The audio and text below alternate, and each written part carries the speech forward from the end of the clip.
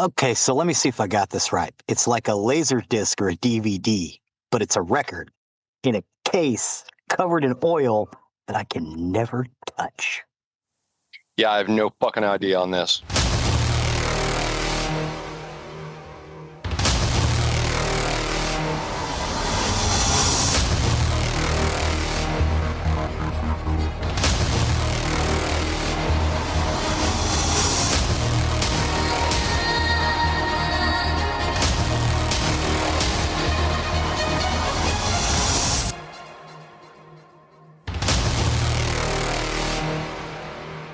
Welcome to episode 259 of Nerdery Murdery. Big 259, I'm Zig with your Nerdery. And I'm Jeffrey with your Murdery. Welcome to another week of the highs and lows, the ups and downs, the good and the bad, and the nerd and the murd. Have you been following this story of the missing scientists? Missing or dead scientists? Yeah, a little bit. Weird. It's very James Bond. Very. Very James Bond. Scientists all over the world are just going missing. Yeah. And apparently the Fed is looking into this now about the whether they're all connected or not, but it's like 10, 12, something like that. Yeah, something like that. And it's not just one scientific field, it's a bunch. Yeah, but they're all involved with classified research. Mostly in propulsion systems. Oh. Huh. Which I think is very, very interesting. So I don't know. They're building a warp engine. I don't know. They're off someplace building a warp engine. There was an interesting editorial I read this morning on it, just about the commonalities between them and whatnot. But it's pretty wild. Pretty wild. I didn't know if you'd been watching that. Yeah. Nobody's really talking about it either. That's kind of creepy. I mean, I've been seeing it on the news, news blurbs. I don't watch the news anymore. I get my news blurbs through Facebook doom scrolling now, which is sad. But anyway, I was just curious. I finally sat down and got through the Gatwa Doctor Who's. I immediately liked him. Immediately. Isn't he great? He's fun. He annoyed Chelsea at first. Mm-hmm. Didn't annoy me at all. I thought he was great. I thought he was a great take on the Doctor Who character. I can't wait till we talk about it because, like I said, I just recently got through it. I loved every single episode. Not a single one was down for me. I thought the writing was great. So can't wait till we talk about that. So I wanted to let you know. I did want to give a shout out real quick to our listener, Karen. She's a very dedicated listener. Don Perry, his wife, that we've had Don on the show. Karen's been a very dedicated listener of ours. And not only is she a dedicated listener, I really wanted to give her a shout out because she will wear Nerdery Murdery stuff when she goes out. She'll carry the cup. She has carried my book into stores. She loves telling people how she knows us and that they need to listen to the show. So I really wanted to give her a shout out. She got an opportunity to be an extra in an upcoming Taylor Sheridan show. Oh yeah, I heard about this. Yeah. She sent me the link that if I was interested in doing it, and I told her, I said, no, not really. That's not my bag. I appreciate it, but no. But really cool for her. But I really wanted to give her a shout out. I think I've mentioned stuff she's done before, but I want to give her a shout out because she really does pump up the show, and I appreciate that. And that's what Nerdery Murdery merchandise does. That's free advertisement for us, and she loves doing it. So wanted to give her a real quick shout out. Thank you, ma'am. The last thing that I had, I talked about it last week, but just a reminder, we do have 4 albums, we have 3 albums out there. I have 4 albums because I did one for Prime numbers, but we have 3 albums out about the show. We have the soundtrack 1 and 2, which is all theme songs that we have done at the end of our show instead of our normal open music, which we've kept, except for Halloween. That has a different one. Yeah. But our normal show, we've got the end music, and the end music typically is tied to the Nerdery side. Try to do it to focus on that. So give them a listen. Soundtrack Volume 1 and 2, and then Signals and Shadows is a progressive rock journey through the show, from turning on the mics all the way through the end. And I think there's some really cool stuff out there. They're all out there on Spotify, on Apple, on iHeart, pretty much anywhere you can get your music. Apple Music, you can find it there. And then my soundtrack for Prime Numbers as well. I'm also working on a soundtrack for the Darkwind Paradox, which is a much darker album. It's a much darker book, but give them a listen. I think they're really cool. So, well, of course, it's a darker book. It's in the title. Yes. Well, somebody that has read Prime Numbers saw my book cover for the Darkwind Paradox recently, and they said, "Wow, that looks kind of dark." And I said, "Yeah, it is." Not gonna lie to you, it's a much darker book. It's kind of the point. The dude's crazy. Yeah. If you want to find out why Darkwind's crazy, read the Darkwind Paradox. You'll find out. So I can tell you, he's a lot of fun to play. All right, you got anything for us? You want to step over to the nerdy side of the house? I did want to say that I got someone reached out to me the other day.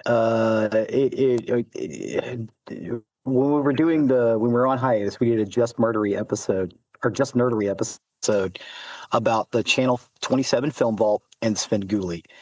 And one of the hosts of Channel 27 Film Vault reached out to me. The other host had tagged him and said, "Oh my God, you have to listen to this." So he did say he would be open for an interview. We're going to try to set that up at some point. But it is very surreal to me. It is very surreal to me because it's like when I was the preteen, those guys were the funniest guys in town to me. And I loved their show. And it existed for like a year and a half, and then it was gone. Mm-hmm. But it's so amazing that these guys were impressed that we brought it up. And it's like, well, of course we brought it up.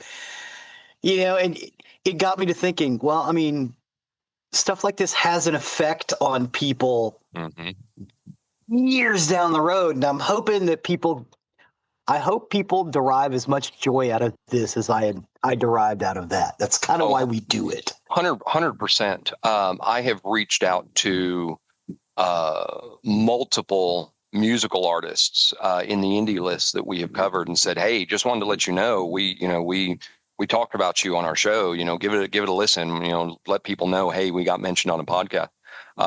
So yeah, it does hit people, and I agree with you. I think it's really cool. Zig forwarded me the email, and I was like, "Wow, that's pretty wild." I know. I think it'll be cool. I look forward to. I can't believe he sent me his phone number. I mean, that's surreal. I think he's like, great. "Give me a call." I think it's great. I can't wait till you call and we set this up. It'll be a special show. We'll do a Just Nerdery for it. They will probably at some point. It will probably be out before this episode airs. Maybe not. I don't know. Maybe it depends on scheduling. It depends on what their scheduling is too. So yeah, because essentially this just happened, and I'm kind of floored by it. But yeah, it's really cool, exciting, really, really exciting stuff. All right, your show. Okay, so we're going to talk about Selectavision today, which I think is really funny. I think I talked about this last week. I don't remember now. I like I said, I tend to black out sometimes when I'm doing this. I talked about this week because I do graphics for every episode that focus on the nerdery, just like the end theme songs. I do it focused on the nerdery side, because I really don't want to do a graphic on the nerdery or on the murdery, because that would be kind of beyond dark. Yeah. A little bit beyond. So I focused on the nerdery. But anyway, so I was putting the graphic together for this one, and I had to research because I was like, I don't even know what the hell this thing is.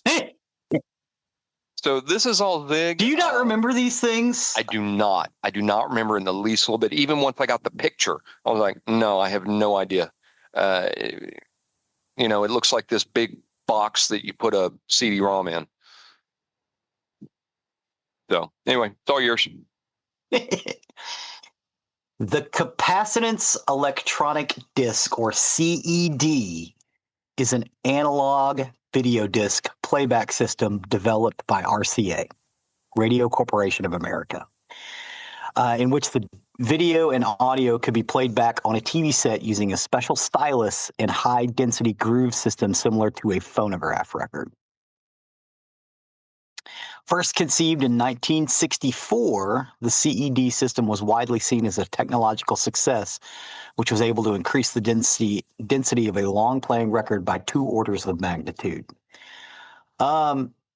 You'll see this. They now sell like what they call 180 gram vinyl for records now, because LPs are making a comeback. And what it is, it's a denser material, so the sound lasts longer. They're heavier too. But despite this achievement, the CED system fell victim to poor planning, various conflicts with RCA management, and several technical difficulties that slowed development and stalled production of the system for 17 years until 1981, by which time it had been made obsolete by laser video disc, DiscoVision, later called LaserVision or Laserdisc, as well as Betamax and VHS video cassette formats. Sales for the system were nowhere near projected estimates, and in the spring of 1984, RCA announced it was discontinuing player production, but continued to produce the production of video discs until 1986, losing an estimated $650 million in the process. RCA had initially intended to release the SKT 425 CED player with its high-end Dementia system in late 1984, but canceled CED player production prior to the system's release. The Dementia system was basically their first foray into what we would call today a smart TV. It was basically a television system, and usually they were in consoles. They did have some non-consoles, but most of the units they sold were console systems. And at the back of them, they basically had an audio tuner and these special, with a laser disc and a VCR that you plugged in to the back of these units. And they were way more compatible already because they used RCA jacks. And a lot of people weren't using those yet in 1984. So it was a really high-end audio video system, akin to a smart television that we see today, only big and heavy. But they were going to do one of these CEDs for it, but they discontinued the CEDs before they did the Demencias. The format was commonly known as video disc, leading to confusion with the contemporaneous laserdisc format. Laserdiscs are read optically with a laser beam, whereas CED discs were read physically with a stylus. Similar to conventional phonograph record, the two systems were incompatible. RCA used the brand name Selectavision for the CED system, a name also used for some early RCA brand VCRs and other experimental projects at RCA. The video high-density system is similar to the CED, and they were both compatible with each other. So they started developing this system in '64 in an attempt to produce a phonograph-like method of reproducing video under the name DiscPix. Research and development was slow in the early years, as the RCA CED team originally consisted of only four people. But by 1972, the CED team had produced a disc capable of holding 10 minutes of color video. They used a portion of the Get Smart episode, A Tale of Two Tales, retitled Lumfong. The first CED prototype discs were multi-layered, consisting of a vinyl substrate, nickel conductive layer, glow disc charge insulating layer, and a silicon lubricant top layer. Failure to fully solve the stylus disc wear and manufacturing complexity forced RCA to seek simpler construction of the discs. The final disc was crafted using PVC blended with a carbon to make the disc conductive. To preserve stylus and groove life, a thin layer of silicon polysiloxane or methyl alkali siloxane was applied to the disc as a lubricant. So basically it was a silicon lubricant or silicon-based lubricant that they coated these things in. But they were originally just going to put them in jackets, and you handled them like you did a LP. The problem was they had to be coated in this fluid so it would get on your hands, and also dust would get into them. And during testing, it caused it to skip a little bit. So what they did was they put it in this plastic caddy. And what the plastic caddy was a big square. It's a rectangle kind of. No, it was a square. Big plastic caddy, a little bit bigger than an LP, and it was fully contained. And what you would do is you would take your plastic caddy and you would stick it up to the machine itself. It would pull the disc out and play it from there. And when you were done, you pop the caddy back in, and it would automatically load the disc back in. Now, you put the caddy into the player about a quarter of an inch, so the disc never existed outside of the unit or the caddy. It was always controlled, and there was lots of really great dust cover, or almost like weather stripping around where you put the caddy in. So dust never could get in there. So as long as you kept your caddies in, relative safety, and didn't ever take the thing out, they would be fine and play for years. And they still play today. Can you actually find one of those things today? You know what? Go ahead. I'm gonna look up. Yeah, you could check our YouTube page. They're out there.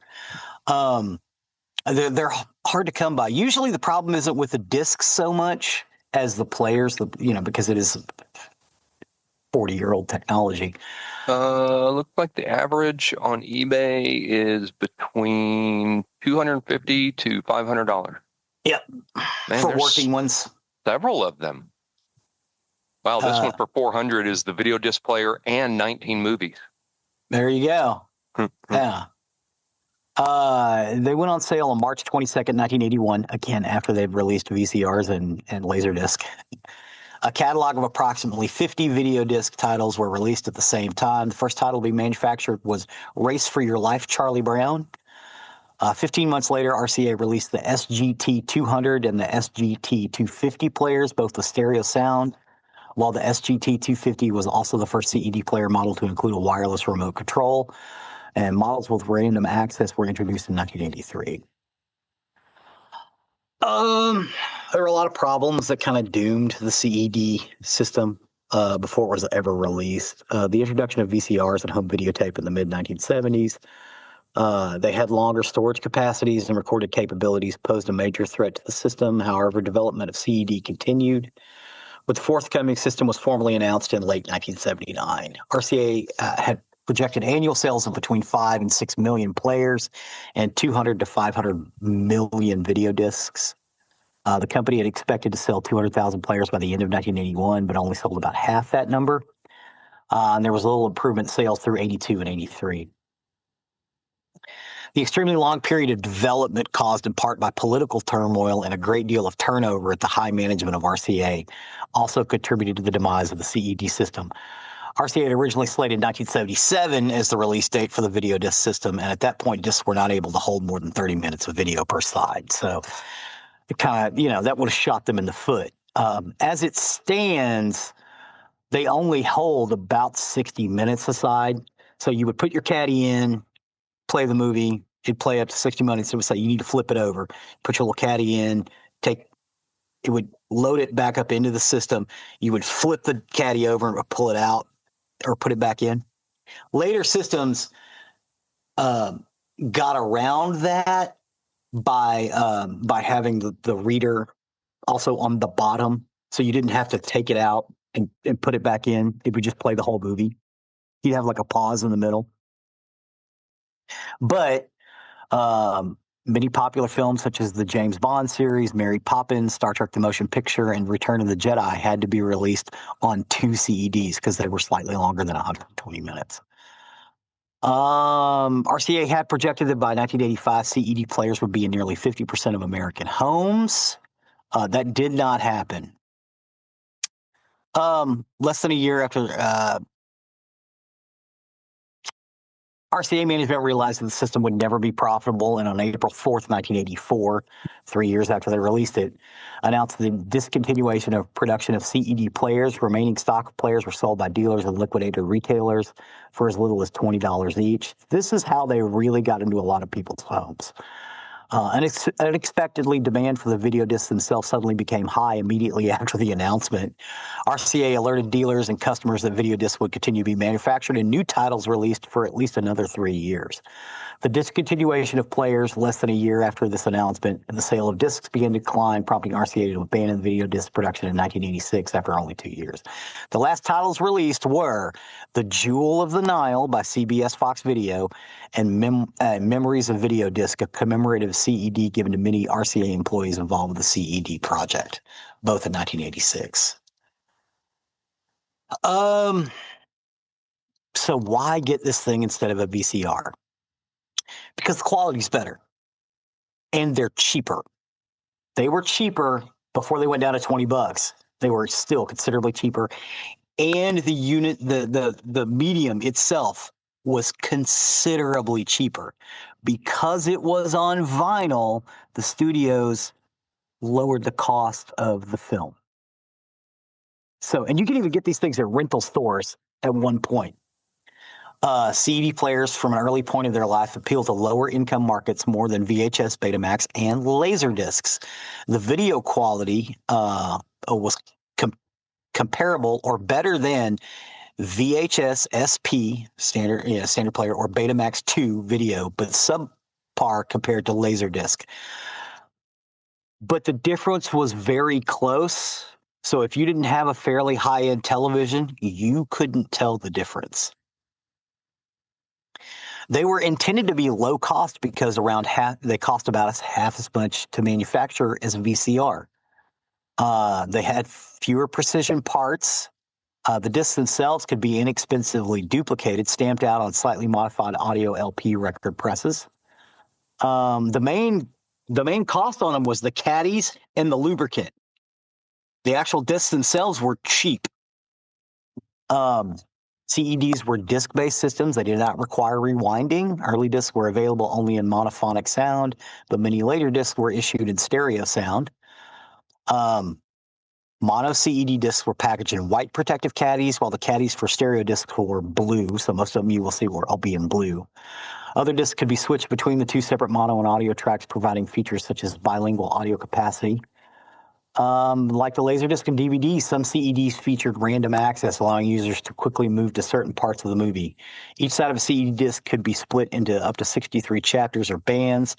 Two late RCA players, the SJT400 and the SKT400, could access these bands in any given order. Unlike its laser-based counterparts, the chapters in a CED are based on minutes of the film, not scenes. So, I'm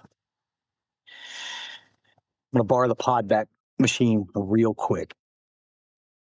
It's about 1982-ish, and I go over to a friend of mine's house. He would stay with his mom in the summer, and he's like, "Hey, we're going to watch Poltergeist tonight." And I'm like, "Oh, cool. I didn't know it was playing at the movies." He's like, No. Just come over. So I came over, and his stepdad, Ronnie, who was my neighbor, grabs this disc, puts it into this little machine. It pulls it out of the little caddy, and he puts the caddy to the side, and he starts playing it, right? And we're watching it, and he's like, "Oh, hold on." And he paused it and went and got something and went to the bathroom, came back, got himself something to drink, sat down, unpaused it, and the movie started back where it was at. And then Pat, Ronnie's wife, went to go into the kitchen to go get something, and came back. She's like, "Hey, back it up." So he goes back a chapter. I witnessed all of this stuff in like 1982. I was flabbergasted. We didn't have a VCR yet, right? You want to go to the movies, you go into the movies. Or you caught them on TV and they were all cut up and edited. And it was like, well, the movie must have been super expensive. Like, no, these things are way cheaper than, and they said VCRs. And I was like, oh, okay. I was not that familiar with VCRs. I knew they existed, but like I didn't know the difference between a VHS and a Betamax. I didn't learn that until probably the next year. But it was amazing to me that they could do this thing, and that's the first time I'd ever seen one. They kept their VC or their CED player in their living room, and I think eventually they added a VCR to it, but they still had that CED well into the late 80s, and I want to say even like 1990, 1991. They still had it and still played it. And they liked it because they could skip chapters. Whereas with a VCR, you couldn't really do that. Some of the disadvantages are mostly in comparison to Laserdisc technology. CDs suffered from the fact that they were a phonograph-style content media. RCA estimated the number of times a CED video disc could be played back under ideal conditions was about 500. By comparison, a clean laser rot-free Laserdisc could, in theory, be played an unlimited number of times, although repeated or careless handling could still result in damage. Since the CED system used a stylus to read the discs, it was necessary to regularly change the stylus of the player to avoid damage to the video discs. While worn and damaged discs could cause problems for consumers, when a disc began to wear, video and audio quality would severely decline. There was also an adjustment knob. It is generally on the bottom of the machine. So the best way to adjust it, because you could open the machine up and change out the stylus pretty easily. It was like a cartridge, just like a record player stylus, because I've seen it happen. But once you put it in, you had to throw in a disc you didn't care about and adjust it. So there's a little adjustment knob, but it is generally directly on the bottom of the system when you can't get your hand under there. So what most people would do is put it on, something raised, where you could like 4 milk crates with a space in between them so you could adjust it. But once you got it adjusted, it stayed that way, as long as nobody bumped the adjustment knob. But it would skip a little bit. And it did, again, it required a disc flip early on. They got around that problem after a while. They couldn't freeze frame, but they could go back and forth between chapters, and you could fast forward and rewind. Mostly people just use the chapters. They were larger than VHS, and they were thicker than laser discs, and they were considerably heavier due to the plastic caddy and all of that coating. They did release a couple of basically like VCR games. Do you remember the VCR games? Yeah. Where you would play on. They've had some of those on CED. They also had some of those on Laserdisc as well. We've talked about them. Where you would play the game, and there would be like a board game or something happening, and then something would happen on the movie, and you'd stop it, and it would affect the outcome of the game. They didn't do some of that stuff. It was pretty cool. But again, these things were meant to be less expensive than a VCR. Way less expensive for a Laserdisc, so that was their big selling point. And again, they didn't sell very well, but they didn't sell nothing either. The first year they sold 100,000 units, and they continued selling well, and the discs themselves sold very well. The technology was pretty interesting.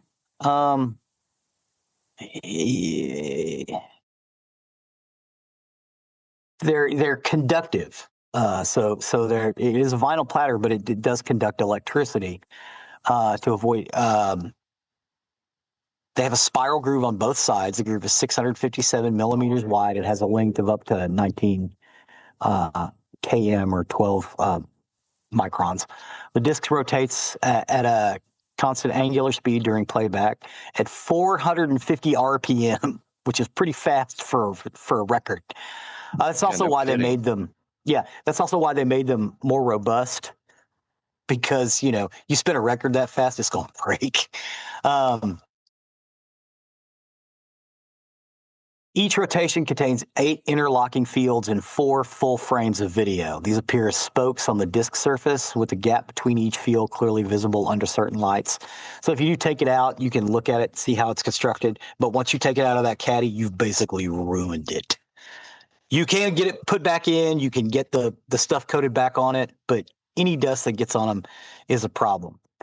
Again, they were able to get around that because you never actually took it out of the caddy itself. You never took it out of the caddy. You put it into the machine, which had pretty good dust coverage on it, and it sucked the disc right in with part of the little caddy around it.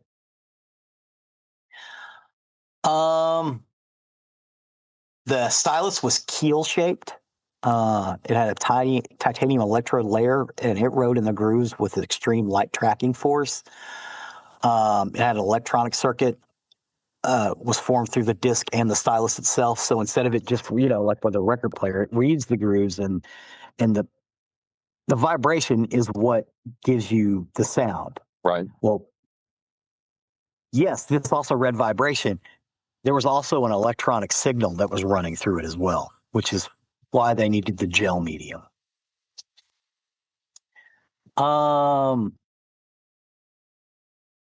And there was a lot of carbon in them, too, to make them like a semiconductor. So it wasn't just PVC vinyl. It was PVC vinyl impregnated with a bunch of basically bucky balls, really high-end carbon. But it would produce close to an FM signal. So quality-wise, it was as good as VHS, the super VHS that the television stations used. And, Betamax 2 that the television stations used. And it was almost as good as Laserdisc. But again, depending on the TV you're running them through, the Laserdisc and the CED might be a similar viewing quality because of the medium it's going through. It was not a conventional phonograph record either. It was something a little more.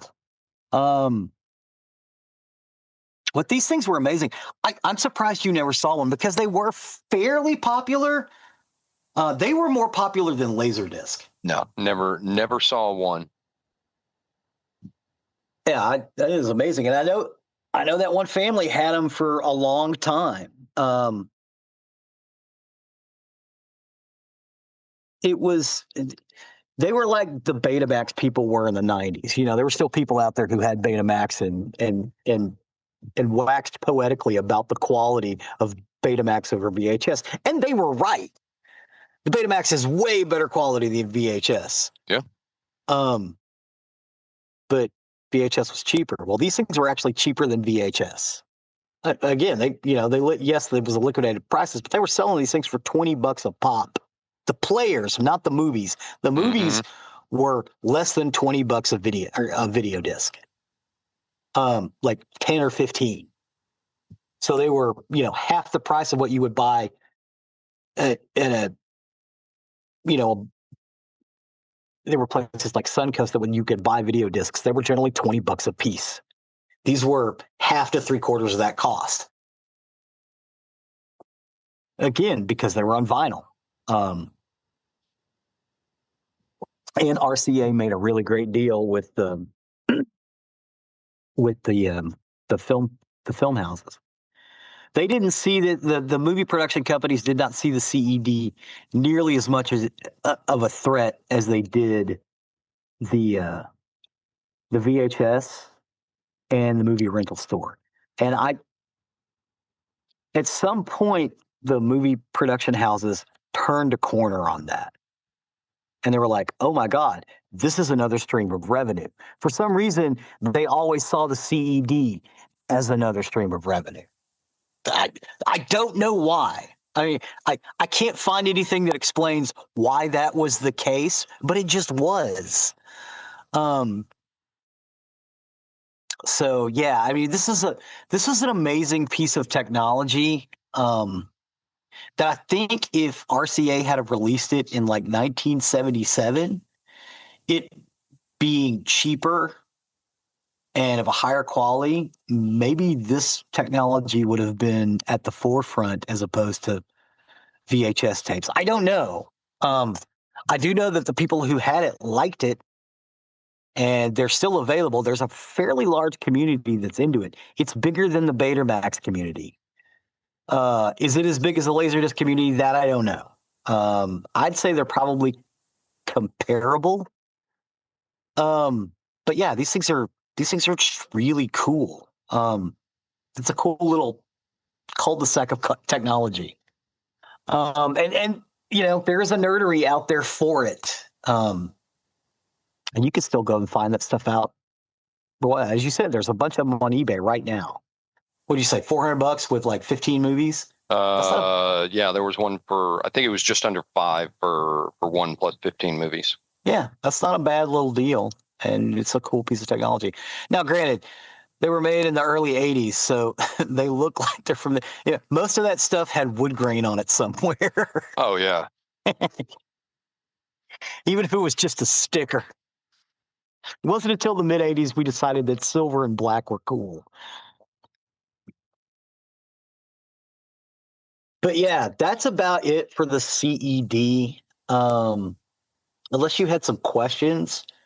No. Yeah. No. It shocks me is I can't believe, because again, these weren't necessarily rare. They were they were uncommon. Mm-hmm. But they still sold pretty well. Yeah. No, I just never seen. I mean, not to my awareness. Maybe I saw one and just didn't know about it. But no, you didn't know what it was. Yeah. Yeah. Well, a lot of people got them confused with Laserdisc players too. And that may be the thing. I may have seen somebody with one and thought it was a Laserdisc, and I have no idea. But I just no clue. No clue. Cool. All right. Well, thank you for that. I appreciate talking about all the old technology. I think that's really cool to do. We've talked about several video game systems as well as video players and things like that. I think to me that's fairly interesting, especially to our younger viewers, our younger listeners. We have viewers too.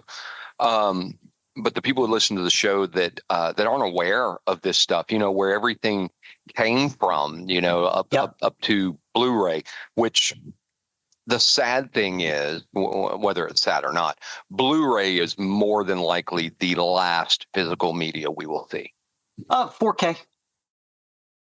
They release 4K discs now. Well, yeah, there's Blu-ray 4K, and then there's 4K, and then there's the UHD, and there's all that. I'm just talking about the current physical discs.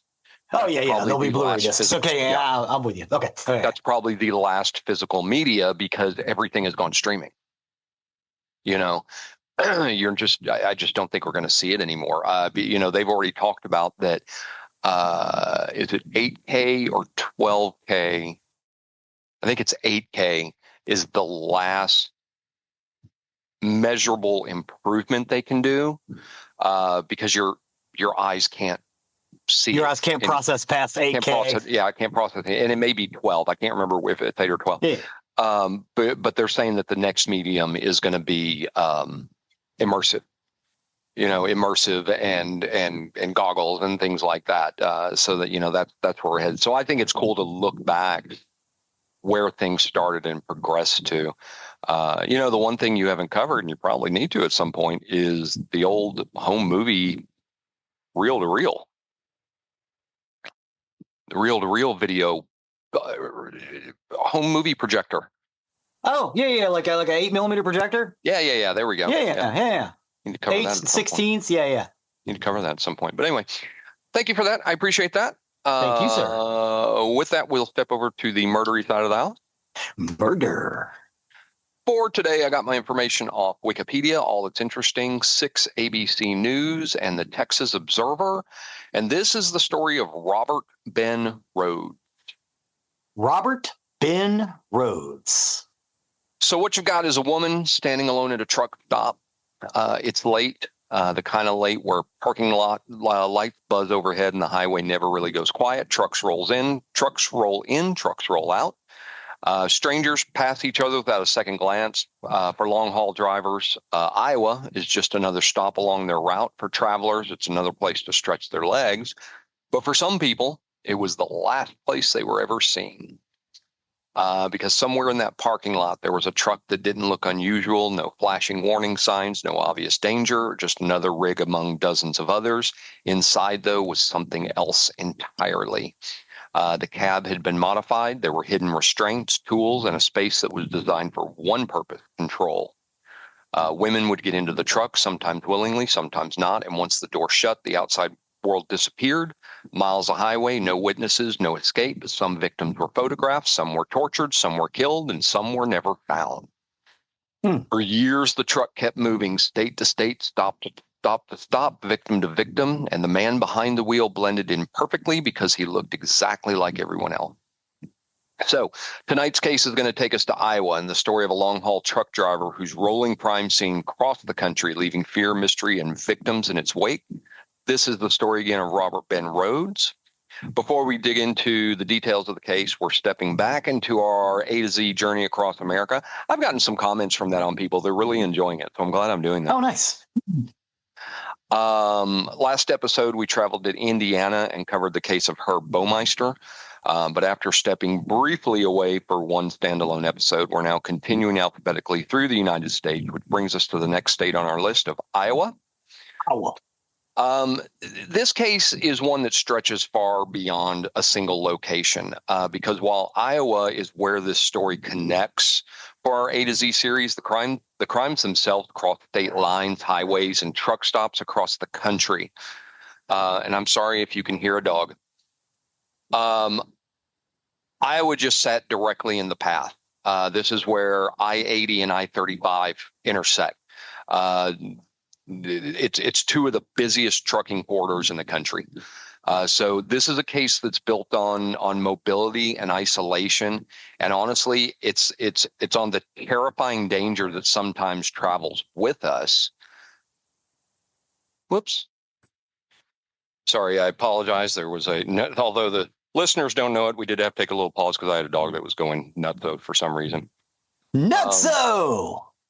But as I was saying, this is two of the busiest trucking corridors in the country, and this is a case that is built on mobility and isolation, and honestly, of the very terrifying reality that danger sometimes travels with us without us even realizing it. Because for years, Robert Ben Rhoades lived a life that looked very ordinary. He was a long-haul truck driver, and he spent days and nights on the road moving freight from one destination to the other. And this was a lifestyle that gave him something very incredibly dangerous: opportunity. Truck stops are built around anonymity. I've had this feeling as I've driven across the country, because I have driven. I've driven from coast to coast. And I stop at a lot of truck stops. I think truck stops are really cool to stop at. I love the people seeing, and they're also generally very well lit and very populated, and they're a lot, generally can be safer, but they are built around anonymity. People come and go, and drivers rotate constantly. So generally, no one knows each other. No one generally remembers faces. This is a perfect environment for somebody who doesn't want to be noticed. And Rhoades understood that. He knew how to blend in, and he knew how to approach strangers. He also knew that once he pulled away from the truck stop, he could be miles down the highway before anyone realized someone was missing. But what made him especially disturbing wasn't just the mobility, it was the preparation. It was what was inside his truck that he had built. He had built built something terrifying in there. He killing rig. He did build a killing rig, and it wasn't just for transportation, it was control.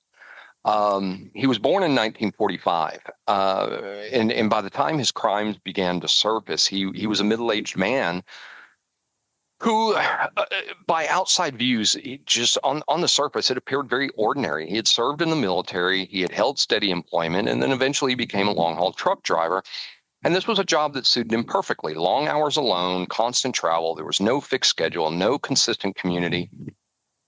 And for most drivers, that lifestyle is simply part of the job. But for Rhoades, this is where it provided something else. It was a freedom of movement and anonymity, and access to a steady stream of potential victims who were also passing through unfamiliar places.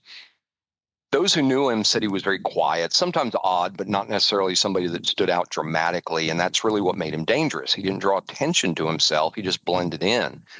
There were signs that there was something darker beneath the surface, though. He did have a history of violent behavior and disturbing interests. There were reports of domestic abuse. There were allegations that involved restraint and control.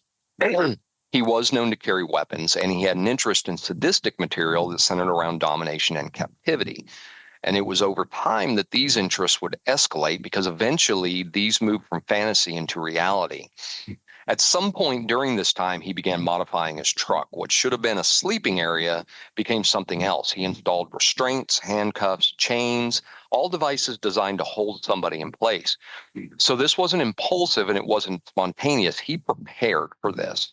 He was creating a space where he could control somebody and completely cut them off from the outside world traveling down the highway. And that's the fear that he liked instilling in people. He could restrain them in the back of his truck and keep driving, torturing them, because they wouldn't know what was going to happen next. Were they going to die? Were they going to release him? Were they going to get raped? They didn't know. And once that space he created existed, it was really only a matter of time before he used it, because the road gave him everything he needed: strangers, isolation, distance, and time. So before long, he began turning truck stops into his hunting grounds. Because he was constantly traveling, pinpointing the exact beginning of his crimes is difficult. Investigators believe his attacks probably started years before he was ever caught. What we do know is that by the late 1980s, he was actively using his truck as a mobile prison. He would target women at truck stops, rest areas, and hitchhiking locations, places where someone alone wouldn't necessarily stand out, but they were places where people came and went without being noticed. In some cases, the victims, as I said earlier, would get into his truck willingly, believing they were just accepting a ride. One of the most well-known victims connected to Rose is Regina K. Walters. She was just 14 years old. Oh. In 1990, she had been traveling with her boyfriend, Rick Lee Jones, and the two were hitchhiking through the Midwest, trying to make their way across the country. And at some point during their journey, they encountered Rhoades, and they accepted a ride. What would happen next would only be fully understood later. But Rick was killed. His body would eventually be discovered in Mississippi, but Regina remained with Rhoades for days. Investigators believe she had been held captive inside the truck, restrained and controlled as Rhoades continued traveling, just as I had said before. Then in Illinois, Regina was murdered. Her body was found in a rural barn, posed in a chilling manner that suggested that she had been photographed before her death. And in fact, that's exactly what investigators would later discover. Sorry, my voice is going weird today.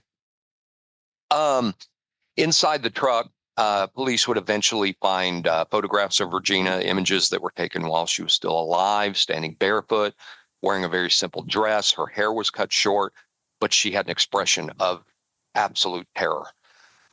These photographs would honestly become some of the most haunting pieces of evidence in this case, because they didn't just show murder, but they showed captivity and control and the calculated nature of his crimes.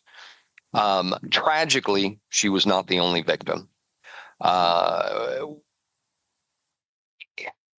Truck stops along I-80 and I-35, they really create a major corridor intersection through Iowa. That's where everything intersects. And this is where Rhoades traveled frequently. These connect the Midwest to the rest of the country. And for a long-haul truck driver, Iowa's not just a pass-through, it's a major regular stop. And so one of the victims that connected to Rhoades, Candace Lee Wall, she was last seen at a truck stop in Iowa. She was 23 years old. She had been traveling, and she was known to frequent truck stops along major highways. And in 1992, she disappeared after leaving a truck stop in Iowa. At the time, there were very few leads, and like many cases that involve transient travel, the case quickly went cold. But later, years later, investigators would connect her disappearance to Rhoades. His case helped establish the broader geographic scope of his crimes and reinforce the idea that he used Iowa truck stops as part of his hunting ground.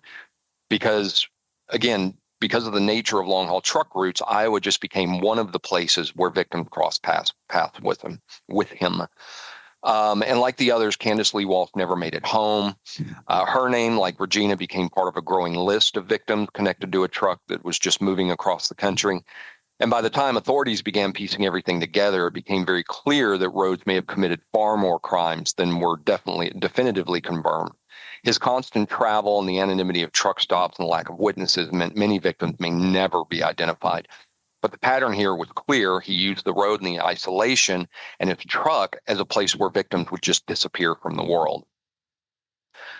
So by the time investigators began piecing together Rhoades' movements, that's when the pattern began to emerge. He didn't just operate in one town or one state, but he operated on the highway.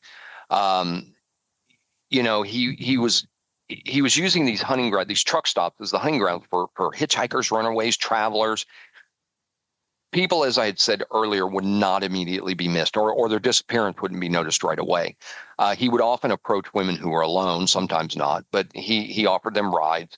And it was simply, he used this opportunity when they were most vulnerable, because once they were inside of his truck, that's when everything changed, because that's where he could control them. He could isolate them. The truck would be moving. He'd be miles from where he had started, and there were no witnesses. He would restrain many of his victims for extended periods. He carried tools and items that investigators later believed were used to control and intimidate. He would take photographs documenting some of the victims while they were still alive. And the mobility of his job is why he became very difficult to track, because a victim could disappear in one state and he could be hundreds of miles away by the time anyone realized they were missing or where they would be found. And that's the kind of movement that created gaps in timelines and in jurisdictions. And as we have said in many of these so far, gaps in communication between law enforcement agencies. This is what allowed Rhoades to continue operating. The law enforcement was just not able to connect the dots like they can today. We live in a very fortunate time where they can connect these dots fairly quickly, which is why it's going to be very difficult in this day and age to have a serial killer. We've talked about there's potentially one in Austin right now, and there's potentially one in Houston. And they say potentially because they're not sure. But communication happens between jurisdictions where they're able to try to start piecing things together. Yeah. The Barney Fife quotient it isn't really a thing anymore. People are able to respond way too quickly now. Absolutely. So investigators later believed his crime really probably spanned multiple states across the Midwest and beyond. Some of them were connected through timing and travel routes and other similarities, but others remained suspected but not confirmed. And that's really kind of where one of the most chilling aspects of the case are. There are many victims who are never identified, connected, or found because Rhoades didn't leave a crime scene. He took it with him. For years, he operated without being caught. The mobility of his job and anonymity of truck stops and the lack of connected investigations allowed him to continue. But in 1990, everything changed. And it wasn't because of a long coordinated investigation or that somebody recognized him, but it was because of a routine patrol. There was an Arizona state trooper who noticed something unusual near a truck. And so the trooper approached the vehicle and he looked inside, and that's when the case would immediately stop and become worse because there was a woman inside. She was alive and she was restrained, so she was being held captive. And this was Cynthia Dawn Kinney, and she had been abducted. The trooper quickly realized this was not a misunderstanding or some sex game gone wrong, that this was an active kidnapping. And so Rhoades got arrested on the spot. And inside the truck is where investigators found the stuff that I mentioned earlier, the restraints, chains, weapons, photographs, items used for control. And so that's when they realized this is not just a truck that's for transportation. This is a crime scene. And this arrest is what would unravel everything, because once he was arrested, investigators began searching the truck more thoroughly, and it's what they found inside would confirm their worst suspicions. The sleeping compartment itself had been turned into something very sinister. This is where the restraints were installed. This is where items were that were designed to immobilize somebody. And this was something that was prepared in advance. The investigators also found weapons, tools, and materials that suggested he had used the truck repeatedly for captivity. But then there was the very disturbing photographs that they found. These were Polaroids, images of women, restrained, terrified, clearly being held against their will. And these photographs showed that the woman found alive in the truck was not an isolated incident. This had happened before. Among those photos were images that would later be linked to Regina K. Walters. Those photographs showed her alive, standing barefoot and visibly frightened. And the setting seemed staged and controlled. And these were the images that would become critical evidence tying Rhoades to her disappearance and murder. Investigators also began reconstructing his travel patterns through logbooks, receipts, routes, and stops. Everything was analyzed. They mapped his movements, and they began matching them to missing person cases across multiple states. And this is where the scale of the investigation grew very quickly. Multiple jurisdictions were now involved, and cold cases were being reopened. Missing persons reports were being examined. And what had started as a kidnapping arrest was now becoming something much, much larger, because authorities realized they're probably dealing with a serial offender who had used the interstate highway system to avoid detection. And the more they dug into his past, the more likely that seemed. Victims began being identified. Cases that had once gone cold now had a potential suspect. And investigators began building connections piece by piece. The evidence that was found inside that truck began the unraveling of what would become a serial killer. After his arrest, Rhoades initially faced charges related to kidnapping, assault, and the woman they found in his truck became a critical witness, and the physical evidence only strengthened the case against him. He was convicted in Arizona for kidnapping and assault connected to that traffic stop, and he received a prison sentence. And for a while, that seemed to be the end of the legal proceedings, but investigators in other states were still working, and so as evidence was continued to be reviewed, authorities began linking Rhoades to additional murders. There were additional photographs found in his possession, combined with travel records and witness statements, which is what connected him to Regina K. Walters. So with that, the case moved forward in Illinois, and prosecutors presented evidence showing Regina had been held captive, photographed, and ultimately murdered. And the timeline of Rhoades' travel, along with the images recovered in his truck, is what formed a very, very powerful case. And rather than risk trial, Rhoades ultimately pleaded guilty. So he was convicted of murder and sentenced to life in prison without the possibility of parole. And over time, additional investigations continued examining his possible involvement in other disappearances. And while only a small number were definitively proven in court, investigators have long suspected that the true number of victims may be significantly higher. Because of his constant travel, many victims are probably never going to be identified. Others may remain missing. And some cases may never be conclusively tied to him. And more than anything else, and it's because Rhoades would spend the rest of his life in prison. He died in custody in 2007. But by that point, honestly, the damage had been done. His crime stretched across the United States, highways and years, and he left behind victims whose story only came to light after his arrest. And it really, unfortunately, left investigators with as many questions as answered, because they had a killer and they had a modified truck and they had photographs, they had confirmed victims, but then they also had gaps. Because of how he operated, it's very likely that Rhoades encountered far more victims that were ever identified. The long-haul trucking routes stretch across thousands of miles, and victims would disappear in one state, taken to another, bodies left in remote locations. And in a lot of the cases, there may never be enough evidence to connect those disappearances back to him. So uncertainty continues to follow this case to this day.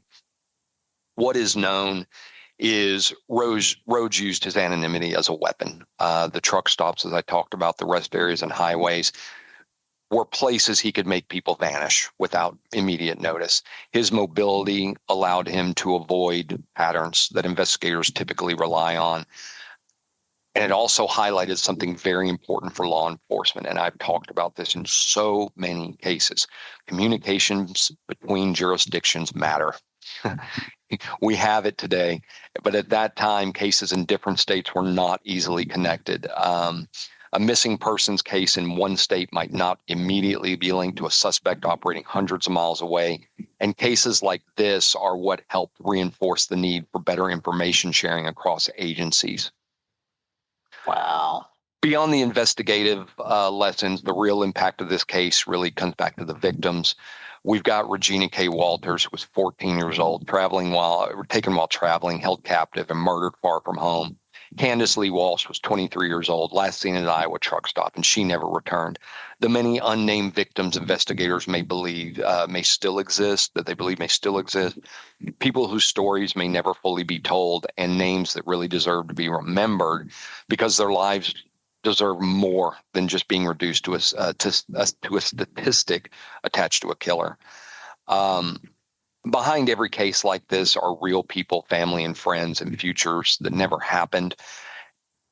So as we continue the A to Z journey across America, this case brought us to Iowa, not because everything happened there, but because Iowa sat directly in its path. That was the crossways between Interstate 80 and 35, two of the busiest trucking corridors in the country. Yeah, it's basically a cross section of the United States. I was just looking at a map of it. I was like, oh my God, that's like right in the middle. Yeah, it's right in the middle. It's the crossway. And this is miles of highway cutting across farmland and connecting coast to coast. And for long haul drivers, it's not just a destination. This is a pass through. This is a stopping point, a place to refuel, rest, and move on. For Robert Ben Rhoades, as I said multiple times in this episode, it became his hunting grounds. People who were passing through, hitchhiking, people alone, people who might not be noticed. Candace Lee Walsh was last seen in an Iowa truck stop. There was a routine stop along the highway, the kind thousands of people make every day, and unfortunately, she never left. That's what makes this case so unsettling, and not because anything about those locations seemed dangerous. I talked about that at the beginning of the episode. Some of the best food on the road is in truck stops, or it used to be. Well, but they also have bright lights, fuel pumps, and drivers coming and going. These are normal places, and that's where it's so unsettling. Because as I read through this, I'm thinking, God, I've traveled these truck stops, and I've never thought of myself in danger in one of these things. Yeah, because they're so bright and well lit, it seems like it's a safe place. There's several. Well, I don't know anymore, but back in the day, you could take a shower and even rent like a bunk to sleep in. Most of them are still that way. Most of them. You go to a Pilot, Pilot Loves, Flying J. What others am I thinking of? There's others, but yeah, no, you just rattle those right off. I'm like, sweet. I know them. I've stopped at them. I look for those as I'm going along the highway to stop in. I love to stretch my legs, and like I said, for me, I love the people watching because they're generally very high traffic places, no matter the time of day. Yeah, 2:00 in the morning, 2:00 in the afternoon. Yeah. So that's really where this all became settling, because sometimes danger doesn't live in a town and it doesn't stay in one state. In a case like this, it's one that moves. It's long. And in this case, it moved along the highways of Iowa and really kind of blended in with every truck on the road. So that's my A to Z for this week, and Robert Ben Rhoades. Well, thank you, sir. So again, I love covering these. I love that we talked with Johnny Trevisani that really gave me this idea, because he did his very humorous book about serial killers across the country, and I was like, you know what, I really want to cover that. I'm not Johnny Trevisani. I'm not stealing the idea I guess I am stealing the idea for him, but he wrote a book about it. We had him on the show, giving him lots of credit on that. But I wanted to cover it for myself because I found this very fascinating, and I've gotten information from listeners/viewers that have found it interesting as well. So I'll keep going with this as we go along. So I appreciate you sticking around with me on that. So with that will take us to the end of another recording week. As always, you can find us on nerderymurdery.com. It's our hub. It's our website for everything we do. You'll find links to our book, as well as links to our books, as well as links to our YouTube page, which Zig so often update. Yeah, check these out. There's a couple of not only how these things work, but what they're all about. But there's actually an ad for one as well from the early 1981. It's peak.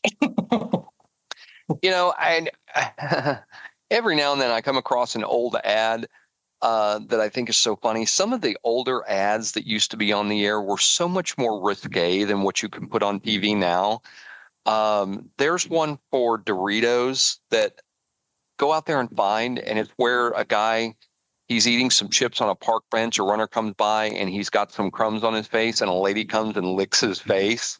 Oh, Well, yeah. he starts coming back, and he brings another bag of chips, and this time he removes the bag, and the crumbs are all over his crotch. And she looks back at him, and then this guy comes running past and shoving her out of the way, goes to the guy, and it's like, are you kidding me? This is so messed up. It is so messed up. But anyway, you'll also find the link to our Patreon on our site if you wish to help with the costs that are associated with the show. It is not cheap. It is not free. It costs us for our uploads, for our storage, everything that's associated with it, so we can bring this to you each and every week. You'll also find the link to our merchandise where you can, if you wish to buy Nerdery and Murdery fandom, show off your Nerdery Murdery fandom and help us out. That, along with our patron help with the costs that are associated with the show, and that merchandise is free advertisement for us. And let's face it, you look damn good in it. Damn good. Damn good. One thing you can do that's completely free is wherever you can, leave a 5-star review. It helps us, helps others find our content that may be looking for the information that we discuss. And last, but certainly not least, to our good friend Chuck, you can go sleep now. Good night, Chuck. Good night, Chuck. With that, I have been Zig with your Nerdery. And I'm Jeffrey with your Murdering. Cue the music.